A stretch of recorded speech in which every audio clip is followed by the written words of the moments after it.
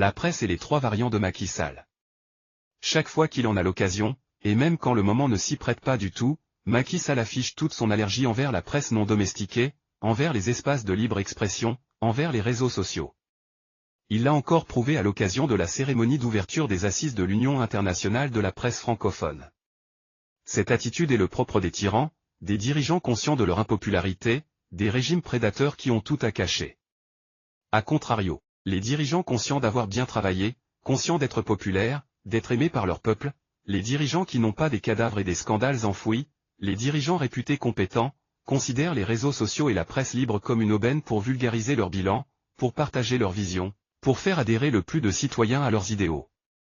Macky Sall n'a pas toujours eu la même posture vis-à-vis de la presse libre, de liberté d'expression, des réseaux sociaux, de la démocratie. Nous avons eu droit à trois variants de Macky Sall. 1 degré le variant Macky Sall Premier ministre du régime Abdoulaye Wade. ** pourfendeur de la presse indépendante et des espaces de libre expression d'opinion. ** hostile à la critique, allergique à la démocratie. ** promoteur du quotidien le plus répugnant de l'époque, Il est midi, spécialisé dans l'insulte, la calomnie, la diffamation, le langage ordurier. 2 degré le variant Macky Sall devenu opposant au régime Abdoulaye Wade.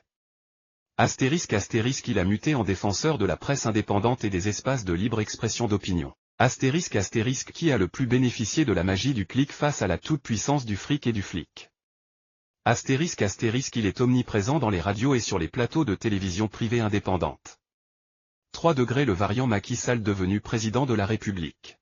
** il a muté en ennemi juré de la presse indépendante et des espaces de libre expression d'opinion. ** ne s'adresse plus qu'à la presse étrangère, ou alors à la RTS teinte entièrement en marron. ** qualifie les réseaux sociaux de « cancer des sociétés modernes, peste mondiale, menace pour la sécurité ». ** a menacé publiquement la presse indépendante, les réseaux sociaux, les internautes, tous les citoyens qui sont derrière leur clavier à caxi. ** a fait reculer le Sénégal de 31 places dans le classement mondial de Reporters sans frontières. ** a instauré la censure dans les médias et les réseaux sociaux. ** a battu les records d'emprisonnement de journalistes pour leur refus d'être domestiqués. ** a battu les records de fermeture de télévision et de radio. ** a battu les records d'emprisonnement de citoyens pour leurs opinions diffusées dans Facebook, dans TikTok, dans Instagram, dans la presse, à la radio, à la télévision. ** est le seul président au monde à entrer jusque dans les groupes WhatsApp et les statuts WhatsApp pour chercher des charges d'offense au chef de l'État et les faire emprisonner.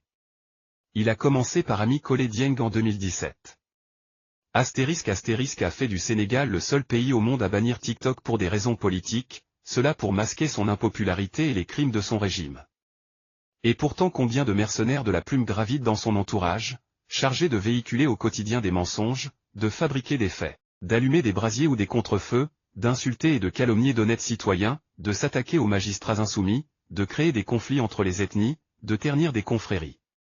Combien d'insulteurs attitrés des réseaux sociaux se réclament du clan Macky Sall, se prennent avec lui et la première dame, bénéficient des honneurs de la République pour services rendus, bénéficient d'interviews exclusives du couple présidentiel, avouent être mandatés pour investir les réseaux sociaux.